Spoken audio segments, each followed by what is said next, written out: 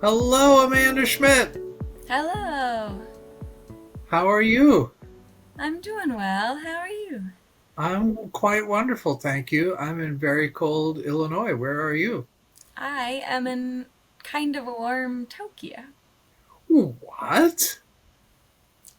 This is the Globetrotter episode of Outwit Outlast, the Survivor 49 podcast. I'm your co-host Geoff Schmidt, and you are? Amanda Schmidt. So, I hope your travels are treating you really wonderfully, and I'm so delighted that you found time to catch up on the last two episodes of Survivor while you've been so busy. Yeah, it's been very exciting Survivor, and I miss talking about it. Well, let's talk about it a little bit. What has been the most exciting and awesome part of the last two episodes that you've been watching? What really got you excited about Survivor? I mean, the last episode specifically, I wrote down in my notes just I'm having fun. Like, I think that the advantages are being played. Everybody's making decisions. Everybody's making difficult decisions, and they're doing it in really strategically interesting ways. And it's setting up for more, I think, strategically interesting episodes. Like, I think we're at a really good point where I think that the next episode I also expect to be interesting. I don't know who's going to go home. I think it might be someone juicy.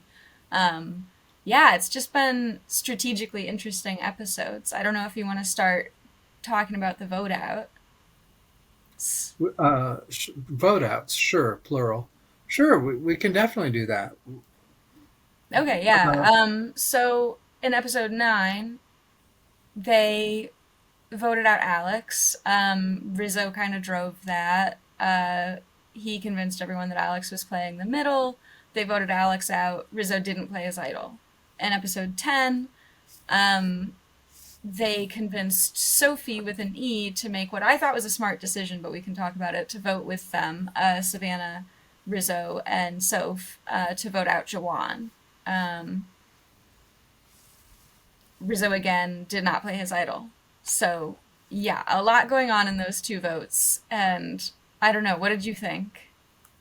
um, well, Rizzo again, not only not playing his idol, but making a very showy mini TV lecture moment to pretend that he was using his idol when he wasn't. I don't understand the strategy behind that moment. It was showboating, but what was the end result of that from a game standpoint?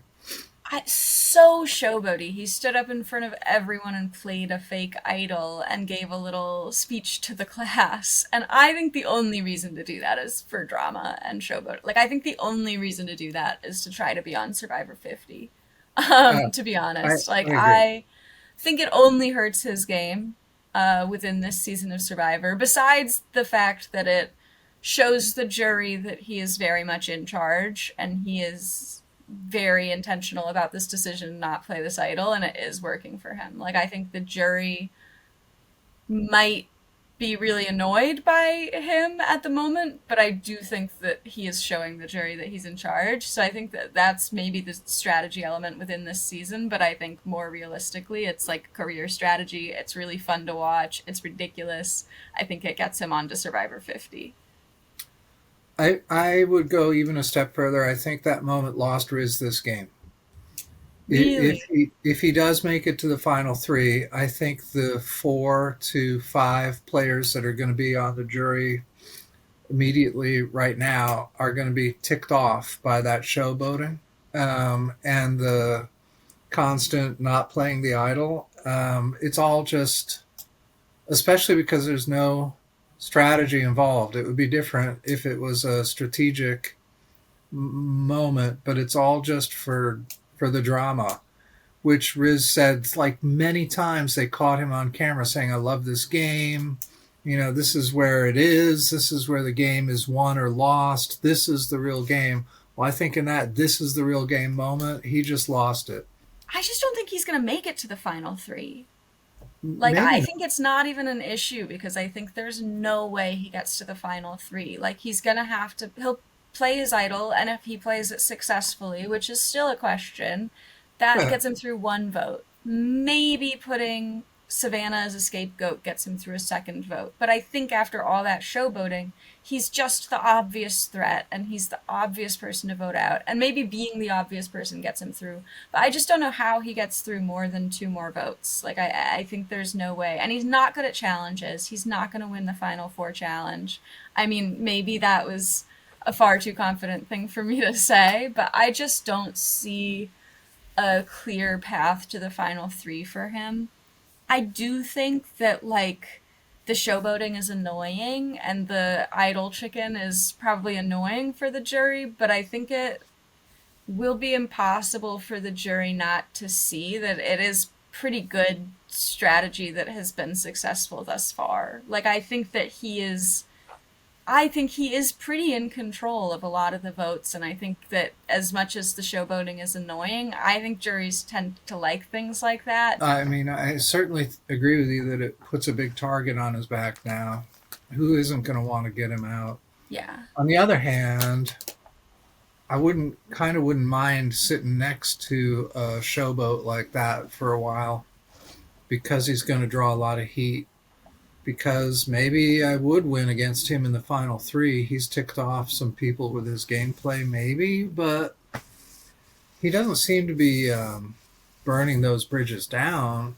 You don't really have enough information to know how the voted out players feel about him. I don't talk about bamboozlement. I don't quite understand how he is pulling some of this off. I don't. No. I think it's not him. I think it's some catastrophic gameplay by other players.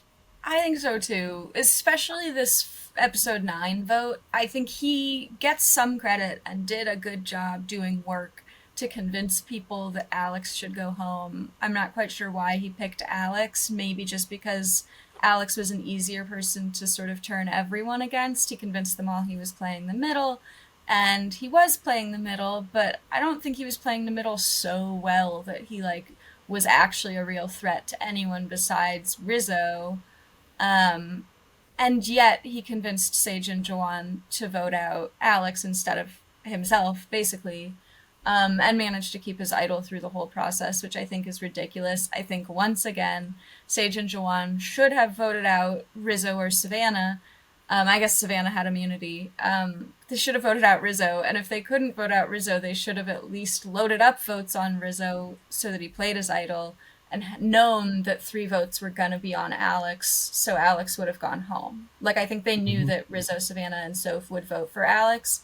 If they had just figured out the split vote situation so that all of their votes were going on Rizzo, if they either convinced people to do that or they, like, lied about whose votes were going on who so that all the votes did end up on Rizzo, I think that would be the way to do it. Because I think then Rizzo either plays his idol and Alex goes home, which is clearly fine with Sage and Jawan, or Rizzo goes home, which is great for everyone. But I don't think that Alex was a person that Sage and Jawan should have targeted in that episode, and I do think that was more a blunder by Sage and Jawan than it was a really good move by Rizzo. But I do think we should give Rizzo props because if he hadn't done the work in that episode, I think he would have gone home. Like, I think if he Yeah. hadn't planted Alex's name, there wouldn't have been really another option. Well, that's an interesting point. I've been bothered by Rizzo targeting Alex specifically for playing the middle because it threatens his game. That seems flimsy to me. I mean, both Sophies really are playing the middle as well, or at least Sophie with an E as Sophie Yellow Sophie, especially in episode 10, was playing the middle pretty hard, but wasn't anybody's target that I could discern. No, but that's a Really. relatively new development. Like, Alex has been playing the middle a little clumsily, it seems, since the merge, and Sophie with an E has only recently developed, I think, a really strong middle game. But, like, over these last two episodes, I think she has really done a lot of work to put herself in that middle position, and I think she's playing it at the moment a little more gracefully and in a bit more of a strategic position where, like, now there are way bigger threats on either side and we're on crunch time and people want her as the person working in the middle. Whereas when Alex was doing it, he was kind of always choosing the same side. He was just like pretending to also be playing the other side to get information. So I think like there is a difference Yeah. in how much they've positioned themselves strategically as people who are playing in the middle. But I agree that I think there were at that time other people who were playing the middle, and it was kind of, I mean, I guess Rizzo picked Alex because he knew he was playing the middle, but also knew that he would never work with him. Like that was kind of the vibe that Alex gave. But I don't know, it didn't sit great. It felt a little random to me. Yeah, I agree with you. Although now that you said that with Rizzo, the one thing about Rizzo targeting Alex and crafting the playing the middle is bad narrative, which also seems to me kind of new. I don't know when that became so terrible. You're the swing vote. Everybody wants to be the swing vote, you know? When did that become playing the middle and suddenly fickle and not loyal? Yeah, I feel like that's narrative crafting on Rizzo's part. But who else would he have? Nobody else that he could have picked would have been as compelling a target. That's a narrative that a lot of people could buy into. It's an easy one to buy into. It's an easy vote. Suddenly, nobody has to really test their alliance too hard. I get it. It was smart play, even if I don't know how much he was in control of it. Um, yeah, and let's talk about Sophie's arc a little bit. You've been interested in how the last two episodes have changed things for her.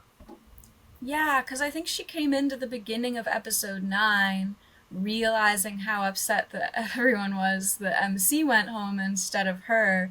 And she kind of openly said, "That hurts my feelings, guys," which I think she read them correctly and read the correct strategic response to it. I don't know if she should have said out loud, like, "Oh, you guys really don't want to work with me very much, do you?"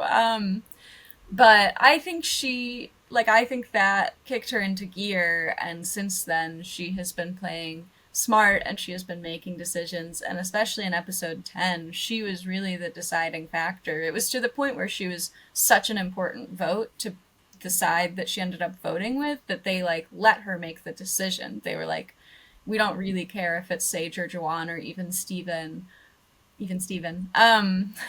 We just want one of them, and Sophie with an E, you can decide. So I think she's like, in just 2 episodes, really put herself in a position where all of a sudden she is making a lot of decisions, which is great. And I think she's making the right decisions. I think that voting out Alex was weird for everyone, like Sophie with an E and Sage and Jawan, but I think Sage and Jawan were the ones who are actually making that decision. And again, I think Alex was a number for them. I think Rizzo will never be a number for them, and they don't want to work with him. I don't know why they did that. Sophie with an E, I get it more. Like, I think that she's right that Savannah is a big shield for her, and she could have voted out Savannah that episode. But then I think she is the next obvious target. Like, I think she's not in a clear alliance with anyone, especially if she doesn't vote with that trio of Soph, Rizzo, and Savannah in episode 10. I think she's not really clearly working with anyone.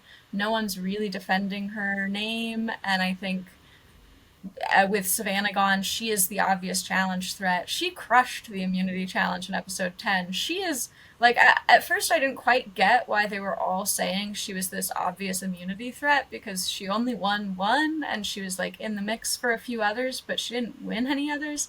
But I don't know, watching her win that one, like, you do see that she is just clearly the most athletic and also really good at puzzles. Like, she just seems the best at competition. So I think, like, as long as Savannah's in the game, people aren't quite seeing that about her, but as soon as Savannah is gone, I think she is kind of the obvious next target. Yeah, she might be the obvious next target, even if Savannah sticks around. Yeah. But it's interesting. I wasn't sure that she did make the right choice there. If her logic is that, as I think it was stated, the that I don't want to sit next to this person in the final three, Juwan, because he'll get so many votes. That sure that I get that entirely, and that may be true.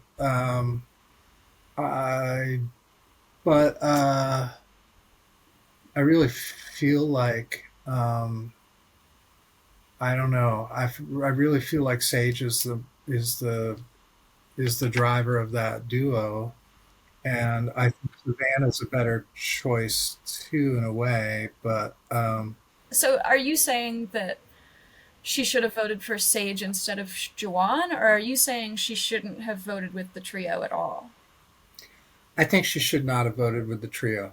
But Hmm. I think it's a false. It may be hard to know in game, but I don't think Juwan and Sage are nearly as competent a duo as Rizzo, Savannah, and Soph. And that's where the real power in the game lies. And I think you should do whatever you can to break that up. So I would have stayed with the weaker alliance. The more fragmented yellow alliance is easier to break up and move around than the pretty tight three people with four votes, which I guess she didn't know about, but still, I think it was a small mistake. I don't think it was a huge one, and I can see how it might pay off in the end if she is a fourth member now of that tight three, which Rizzo seems to be thinking of her as another, not a little bit more than just a number. Like they've got a new ally, you Yeah. know, and that is putting them over the top, which it did this time. But Yeah. she's still at the bottom of that. I would say more powerful group than the bottom of a weaker coalition of majority players. There's Yeah, still but more yellow. There's still more yellow. You know. yeah, that's true. I think that the way I see it, I think that she kind of has burned bridges with her old yellow tribe. And I think, even though I think you're totally right that the strongest players in the game strategically are Rizzo, Savannah, and Soph right now, the three of them, I think they outplay everyone else in the game. Sage is doing okay, but she and Jawan just make so many bad decisions. But I think just because Sage and Jawan have made bad decisions doesn't necessarily mean that they're easier for Sophie with an E to manipulate. Like, I think that Sophie with an E, like you said, is actually an ally for the trio. Whereas I think with Sage and Jawan, she's just kind of a number that they're using, but like they don't feel attached to her. And I'm not sure she had the clout with either Stephen and Christina or Sage and Jawan to convince them to vote with her against each other rather than just voting her out when they have been seeing her as a threat this whole post merge. So I don't know. I think she's in a tough position. But I also think that Soph, Savannah, and Rizzo are the smartest three players in the game, which I think means that they should all realize that at this point it is starting to benefit their game to think about voting each other out, specifically Soph, because I think if Soph wants to win this game, she needs to play her knowledge as power to cut one of the two of them. Like, I think that the best thing that she can do is next episode use the knowledge as power to steal Rizzo's idol. I think you can steal the idol but save it for a later date. So I think she should be Oh, stealing Rizzo's idol and then playing Rizzo's idol in a future tribal council. I think that gets her through two votes very easily and suddenly makes her like clearly the best player in the game.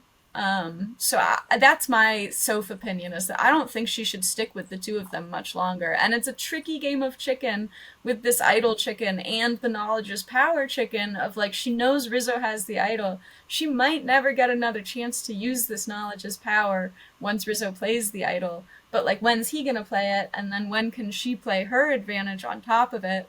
It's a really interesting game that the two of them are playing, and Rizzo doesn't realize that he's playing kind of chicken with Sophie. But I think the closer they get to like the final six, I think they're playing a game of chicken with each other because I think that she should be using it against him. Because I think she doesn't want Yeah. to go to the final three with Rizzo and Savannah because I don't think she'll beat them. No. Unless it's true that everybody hates them. But I think Nate is the first member of the jury.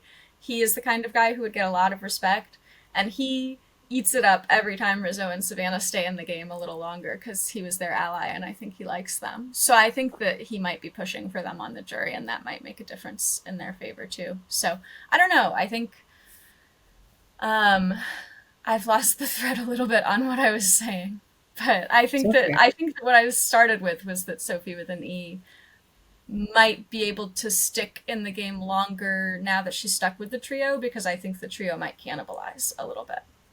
Okay. It's a funny moment in the game when Sage looked genuinely kind of devastated that Jawan got blindsided and took a lot of responsibility for that. Maybe rightly so. I don't know. And now I don't know that Sage has made tight bonds with Steven and Christina. Steven a little bit, maybe. Yeah, Steven gave her the Christina's Idol information unprompted That's and didn't right. give it to Joanne. So I do think that That's Steven and right. Sage have a good working relationship. That's true. I think it's funny. I realized with Yellow Sophie, I can't remember the last time we've had a player that was so alone, really. Almost seemingly from the start. I don't think she ever really made a strong alliance that I know of. And yet here she is mm, with what, 7 players left, right? Yeah. So that's a pretty powerful game when you think about it. She is really doing something right to get there. And my silly first day pick isn't looking so terrible right now. I don't know. It's a tough call. We Well, were both. and Go ahead. just a quick plug for Sophie again. The only names that didn't come up in episode 10 as potential on the block names were Soph and Sophie. So I think you're That's right. true. Your day one pick has turned out way better than we could have imagined. I know, right? Uh, yeah. Well, I saw talent somewhere in there. Uh, so yeah.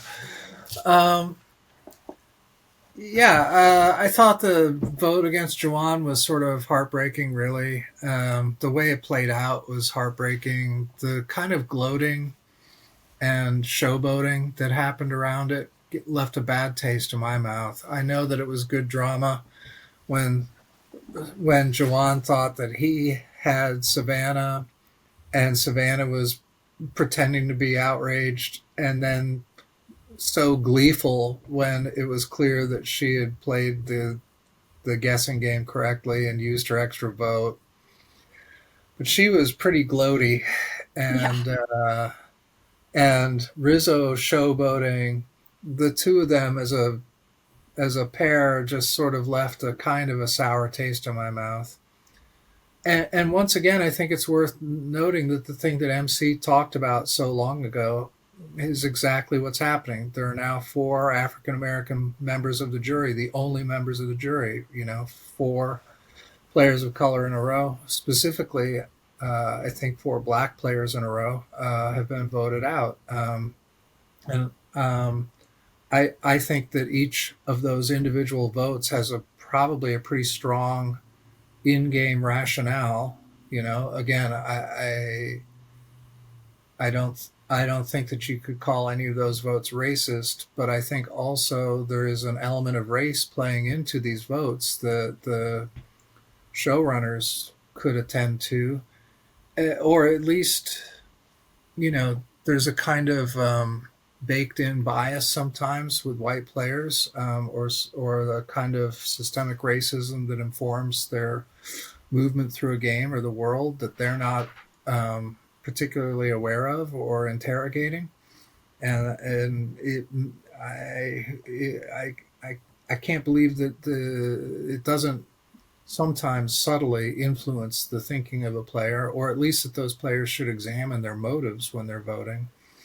But the thing that I was thinking about also is that that's just a narrative, right, in the game. And it's clearly a narrative in game that at least one player has called out publicly in the game that could have or probably was filmed, and that the producers have chosen not to include in the footage that we see on our televisions. And I'm thinking about narratives, right? And how much narratives are crafted not just by what's there, but by what's left out, right? A narrative that is shaped by exclusion, right, of footage, of perspective, of a viable story thread seems to me like that's a powerful shaping of or erasing of, right. This is an act of erasure in a way, and I think it's that to me is the most troubling aspect of the production, if it's true, and it may not be. I just think that the possibility that that decision making is happening again, I can understand that there would be, very solid drama or production reasons for going with one narrative over another. One is more exciting than the other. One is more clear cut. One is more um, um,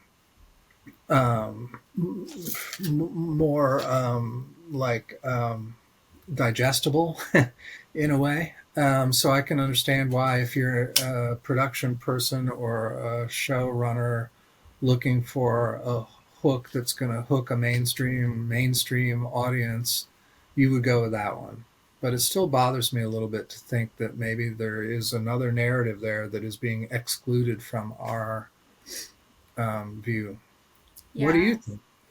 No, I mean, I think the same thing. Like, I think that the fact that there are four black jurors, like, I don't think it's easy to pinpoint one vote or moment where you're like, this is the problem, but the pattern and the fact that this pattern has persisted across several of the New Era seasons, like, is like clearly indicative that there is some sort of bias happening and there's something going on, or at the very least it is, I think, worth talking about the pattern. And I think, like, nobody is consciously making, I think, racist decisions on this season or really any of the recent seasons of Survivor, but I think that part of maybe what would help stop this pattern from being so prevalent is just talking about it. And I think that the show has, like, the opportunity to talk about it. Like, the fact that it was such a big part of MC's vote out, like, that she's talked about in interviews and that played a huge role in the decisions that she made and the way that she talked about it, like,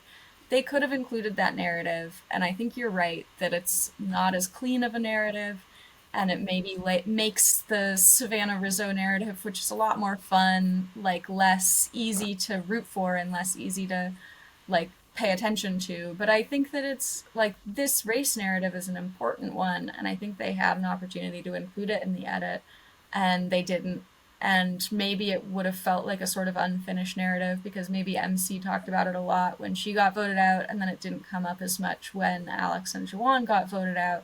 And so it would feel sort of, I don't know, like not wrapped up. But I think not every narrative and every story is going to be perfectly wrapped up. And I don't think that means it's not worth including in the show. And I think that this is a pattern that has come up so many seasons, and now season 50 they're not even including 50% cast members of color anymore. Like, I think we need to keep talking about race in the context of Survivor. Like, I don't think that the problems that they had in those first 30 or 40 seasons have been fixed, you know? Like, of course they haven't. So I feel like the show has an opportunity to keep addressing it and, like, to stick with addressing it. And one way to do that is just to include the narrative in the edit. Like, it's something that people talk about online. It's something that a lot of viewers pay attention to. Like, I don't know why they wouldn't just dedicate 5 minutes of screen time to it at least, you know?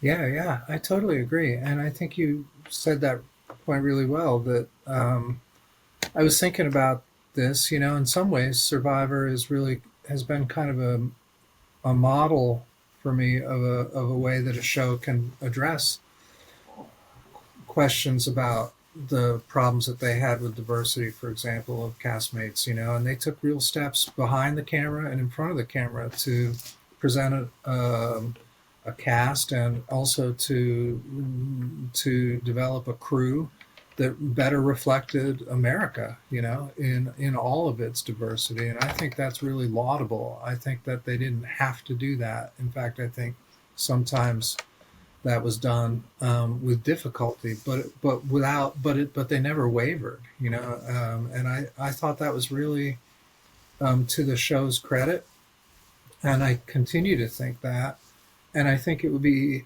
a great continuation of that effort, just to include the narrative, just to include the it's a storyline that is happening, and to pretend that it's not for the sake of entertainment or what you think your audience wants to see and talk about. That to me is a way that they can address a problem. I Yeah, agree. I'm I with you. agree. I think like CBS as a whole did a really good job Yeah. in 2020 of like I think that not just Survivor but also Big Brother and like Yeah. a lot of their shows they made a real effort to staff and cast people of color, and I Yeah. think that CBS as a network now not doing such a good job, right? Like caving Right. to a lot of the sort of Trump demands. And I think that it is starting to be reflected in Survivor a little bit. And maybe this, like, people of color on the jury and them totally ignoring it in the edit thing is like not related to the network at all. But I don't know. I just think it doesn't sit great with me that they were so all in 2020 when that was like the in conversation, and now like the same issues are still persistent. For me, it's not so much a question of the players or the votes that's a trouble spot. It's a decision about what you're leaving in the edit and what you're Yeah, taking out. I agree.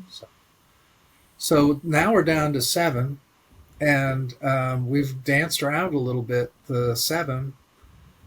But what you don't think that Riz is going to? I would think it would be very ironic if he's voted out four, especially after he said, it doesn't matter if you're 10th or fourth. I really think he might be though, because I think that I mean I think he might be voted out sooner. I think he might be voted out next, but I really would like to see him get voted out fourth and still make the argument that it doesn't matter if you're voted out 10th or fourth. And by the way, having an idol that you hold on to, like that's not gonna stop you from being voted out fourth. That's like the one position that That's the very idol is true. really not gonna do anything for you. Yeah, I think in terms of this final seven, a lot of them I think have chances depending on what they do next. And it just like this next vote or two, I think are going to be really critical. And like who's driving the next vote or two, I think will play a really big role in who wins. Like I think Christina is going to have a tough time winning. I think Christina is getting a huge third place edit. I think Oh, the third place edit is when we learn a lot about a person, we get a lot about their backstory, we get a lot about their emotional journey throughout Survivor, but we don't get a lot of them playing strategically. And I think that's totally Christina. Like, we've seen so much of her emotionally, and I think it's all really sort of compelling. And I found her, like, openness about her emotions and her grief with her mother in this last episode really oh moving. man. Like she was so open with like the sadness and the anger and kind of all of these very complicated emotions in a very short period of time. And I love Christina. I like really like her, but we'd never see her talking game. We never see her making a strategic decision. Maybe it's because she didn't make many. That's certainly the impression that I get, but I think either way, she's getting a big third place edit in my opinion. Maybe. I do recall her talking about splitting the vote, about, That's true. I think she was the one that was really sort of driving the idol play and the split vote and how to work that out. So she is strategizing. We are seeing a little bit of it. Although Not we as also many. got her being on the wrong side of that vote and just turning to Steven and saying, "Good thing it wasn't us." So I think That's true. it's Yeah, not a that's true. strategic powerhouse, unfortunately. What do you think about Sage's edit and prospects? Sage, I think, has a chance. I'm not sure. I don't think she's made very good decisions. I think she went into the merge in a really good position, actually, to carry herself to the end and win the game, and I think she sort of blew it by continuing to keep Rizzo and Savannah and Soph in the game over and over and over again. But I think now that Jawan is gone and she has survived that, I can't imagine anyone really looking to vote her out for the next couple votes. But she has played a game where she has been central and made decisions, and she's not a terrible speaker. So I think if she can make it to the final three and convince them that she was really locked in and strategic the whole time, she has a huge advocate in Jawan on the jury. He clearly holds nothing against her. Like, that was a very sweet moment where he was kind of comforting her after he was Yeah, being voted out. Like, I think if she makes it to the final three, she's got some advocates on the jury and she's got a story that she can tell. And I think she has a better chance of making it to the final three right now than a lot of the other players in the game. Because I think she is once again going to fly under the radar. And I think her whole, like, let's pretend we're talking about farts instead of strategy thing, like, I think that is kind of her game. And I do think it kind of continues to, like, work in her favor. So I think yeah, she's got ins with people. Sophie clearly chose her over Juwan, I think, because Sophie feels like she has a better working relationship. Like, she could work with Sage. And I don't think that she felt as much like she could work with Juwan. I think Steven felt more like he could work with Sage than Juwan for whatever reason, because I thought they were bros. yeah. Um, but I think she's got relationships and she's actually positioned herself decently, although she would have positioned herself way better if she had just flushed Rizzo's idol long ago. Because that Who idol voted gives her? both Rizzo and Soph so much more power in this game. If Soph just plays that, I want her to play that knowledge as power so bad. But yeah, so I don't know. What do you think about Sage? I really can't tell. So much depends about what she does this next vote. Yeah. If she can gather an opposition to Savannah together, if she can put an opposition to Savannah vote together now, she might make it through to the final three. If she can't, I think she's just gonna not stick around all that long. But I feel like you're kind of the more. I think you pegged the real crux of the season is going to be when Soph plays that knowledge is power advantage. Uh, if she waits too long, I think it's I think the longer she waits, the harder it gets for her to win. Maybe, but as soon as she plays it, she's exposed herself as a real power player, and she doesn't have an advantage anymore. I was trying to So mime like a target when I when you said that, because yeah, she'll just become a huge target that's as not soon right. as she Yeah, plays it.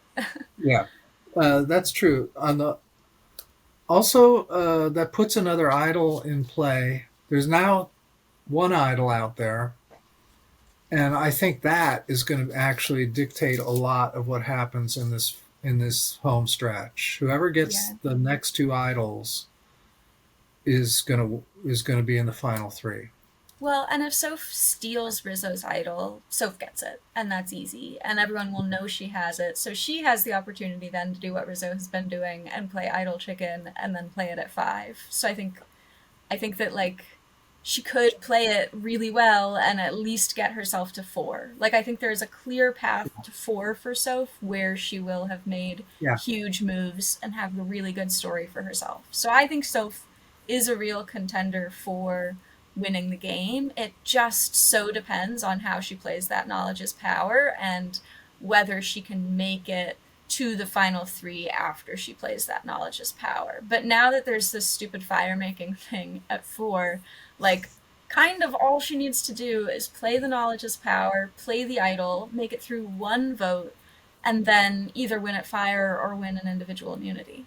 And she's been in the running for individual immunities. Like, I think if Sophie and Savannah weren't there, she would have maybe won at least one or two. So, I don't know.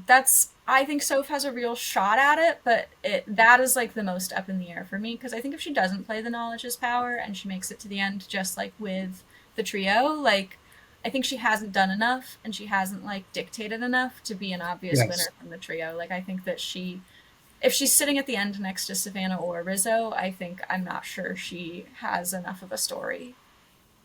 Especially if she hasn't played that advantage. Yeah, I agree. Yeah. Um, And I I think think if she doesn't play it, she shouldn't tell anyone about it because she had so many opportunities. I know this time. Does she have to play her advantage before or after somebody like Rizzo pretends to play the idol? Like, can she then steal his true idol after he has faked it? My understanding is that she could have played it after he faked, like after he played the fake idol, but I don't think she can play her advantage after he plays a real idol. So I think like she has to say it first. Okay. Because it's not really knowledge is power if someone's like, I want to play an idol, Geoff, and then you're like, excuse me, can I ask them if they have an idol? Because of course they do. But I think Okay. if he plays a fake idol and still has his real idol in his pocket, then I think she can steal that real idol. But That's what I think. we've never seen a knowledge is power played successfully. Like I don't have a super clear understanding of the rules here. I feel like oh no, the one time that I thought it was going to happen, the person didn't ask the right player. Oh no, they played that game of hide the idol. Yeah. Yeah. I forget what season that was, but yeah. Um, and last season they placed a knowledge is power at such a good point in the game for someone to have used it, and Eva was the one who got it and the one who had the idol, so it was kind of Oh, useless. yeah. Oh, yeah, that's right. I forgot. Yeah. But I think it's a good advantage and it affects the game in a cool way, and I so desperately want someone to use it right. So I really wish she had done that last time, but it was such a complicated move that I don't know if you could have done that on the fly. But my yeah. instinct after he faked it would have been to steal it. I mean And honestly, yeah. but then it's too late. The votes have been cast, so it And wouldn't then have she just changed has it. anything. I What's think that? like I think that that is the one benefit, because my understanding is that you don't have to play it at the tribal when you steal it. Right. Um, I Yeah. think she did the right thing, though. I think that it would have, because when she plays that, that's going to burn the bridge with Rizzo and Savannah Oh because yeah. she's kept that secret from them. She's probably going to be stealing an idol from them. Like, she's not going to play with them anymore. So I think Right. if she had done it too soon, even if she had done it to steal Christina's idol in this episode, which I think she could have done, I don't know if you saw this, but there was a deleted scene where she and Sophie with an E went through Christina's bag and found the idol, and they weren't 100% sure it was an idol. But I think they were like, these beads look different. So I think that she had enough information that she could have played it and stolen Christina's, but I think that would have broken trust with Savannah and Riz still because they would have been like, oh shoot, Sophie's really playing the game. She kept this secret from us, and we haven't kept any secrets from Mm. her. So I think that she Yeah. did the right thing not playing it this time. But man, I hope she plays it next time. I think next time is the time to do it. If she doesn't, I don't know how it'll all shake out, but I don't. I think it'll be too late. Um, I mean, maybe but she could anyway, play it at 6 if Rizzo somehow holds on to his idol through 6. But I think that the knowledge is power you can only play at 6, and then it's done. okay. Oh, okay. I don't see a world where Steven wins, but he's likable. I think he doesn't have an enemy on the jury. In fact, I think he's got a lot of bonds on the jury. To be honest, if you're going to use the rationale, I don't want to sit next to this person in the final three, I would be voting Steven out next. Yeah. And I think that they might vote Steven out before the final 3 because of that. Because you're right, all his friends are on the jury, and he is Yeah. so lovable. His space facts during that endurance challenge, so cute. It reminded me Oh, a little bit of Christian when he went on his like 3-hour monologue yes. about science. Yeah, very lovable. It was very funny when Geoff had to cut him off. I know. After only like 5 minutes, though, what? I thought hours were going to pass, and it was just 5 minutes of space facts, and Jeff couldn't take it anymore. That's my Jeff on Jeff moment. Well, I think Geoff did need to like tell them to change something. Like I think that the 10 minutes had passed, and Geoff needed to like interrupt to tell them that a different All rule right. was now in place. Do you think that if Steven had just really continued to tell space facts, they could have gotten away with like 11 minutes where they could still hold on to their legs? I don't know. I don't know. That's a good point. I guess you're right. But yeah, I think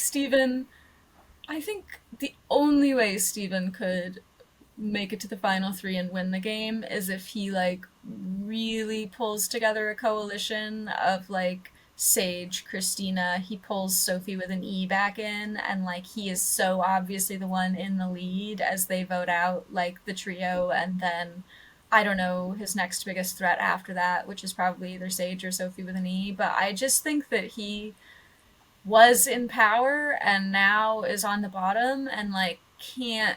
I think he's so rattled. Like I think he and Christina Mm. both just seem really rattled, and like at this point they're just grateful to be there. And I think that that's the difference between them and like Rizzo and Savannah. Whereas when Rizzo and Savannah found themselves on the bottom, they played with balls and like kept like pushing to like Yeah. find their way to the top. And Steven and Yeah. Christina are kind of a little bit more like, oh my god, what do we do now? We just want to stay in the game. And I think that's kind of the difference.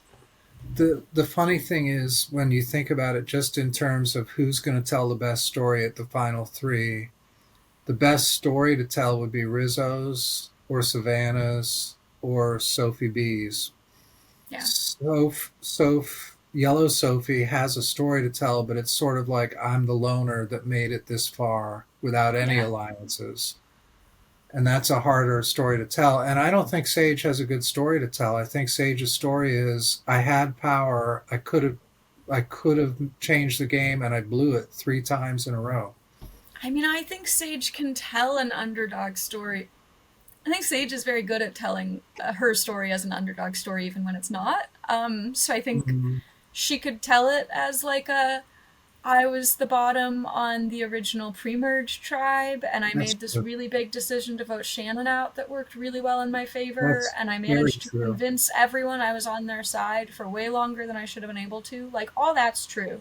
That's true. I just think that she's gonna have to defend some pretty big blunders, which I think are just keeping Rizzo and his idol in the game, because I think she's been so like singularly focused on voting Savannah out, and I think Yeah. that it would be so easy to weaken Savannah and Rizzo and Soph by just voting Rizzo out. And I don't know why every time Savannah wins immunity, she's like, shoot, my grand plan is over. There's nothing I can do now. Like, that's very frustrating to me. And I think that that would be hard to defend to the Yeah. jury. I think if Savannah doesn't make a big game changing move this next episode, her story's kind of over. You mean Sage? I mean, Sage. If Sage gets a Savannah or a Rizzo out, or is sort of part of or instrumental in that, she's got a story to tell, I think so too. and might Um, win, and might win it all. yeah. And the last person to talk about is Savannah in terms of Yeah. like what shot they have. And I just think Amanda Savannah. um the one thing I have to say about Savannah is just that I think she is using her interview skills so well. I thought she was crazy to think that she shouldn't tell anyone that she was a broadcast a newscaster, because I was like, I don't think anyone's really going to be threatened by that. But I think not telling people, one, worked really well because she had a totally harmless secret that she could tell Soph, that built trust between them and didn't actually make her seem like a threat, because nobody's going to be like, you seem like a threat with this information. But also, I think she is using her interview skills to her advantage. She is so good at asking people questions directly in a way that catches them off guard and makes their answers and intentions clear even when they don't say them. Like the way that she asked Christina, oh, so who are you voting for? Like, would have been so easy for Christina just to say, I don't know that yet. That's why I'm talking to you. Who do you want me to vote for? And Christina crumbled because she was Yeah. obviously voting for Savannah. And then Savannah was, I mean, definitely using it to just like play with Joanne, like cat and mouse. Mm. But I'm just very impressed by her ability to like ask people questions that like completely catch them off guard. And I think it's going to be really hard for her to win also, just because I think she has been such a threat this whole time and she doesn't have any advantages left. She used her extra vote. So I think, like, if she finds this idol that's out there, she's much more in the game for me. But I think as of right now, she's gonna have to win a lot of immunities to stay in. Because I think she can maybe get through a vote where people vote Rizzo out instead of her because they're sick of his idol chicken. Yeah. But I think that as soon as she loses immunity, I think everyone will be willing to unite to vote her out because I think she kind of has the best story to win. Like, I think if she and Rizzo both made it to the end, it would probably be a tough decision between the two of them, but I think she would come out on top. I don't know. I think she's like clearly the biggest threat in the game, and being the biggest threat in the game at 7, really hard to win. And she's already won 2 individual immunities. Like, she would have to win like 3 more. She would have to break the record or tie the record to actually make it to the final 3, I think. So we'll see. Yeah. Maybe I'm totally wrong, but I understand why people love her. I think she's really good television. I don't think she's going to win. Okay. Well, that can be the final word right there. That was I know, pretty but definitive. then embarrassing if I'm wrong. Well, a little bit, but I feel like that would be good television.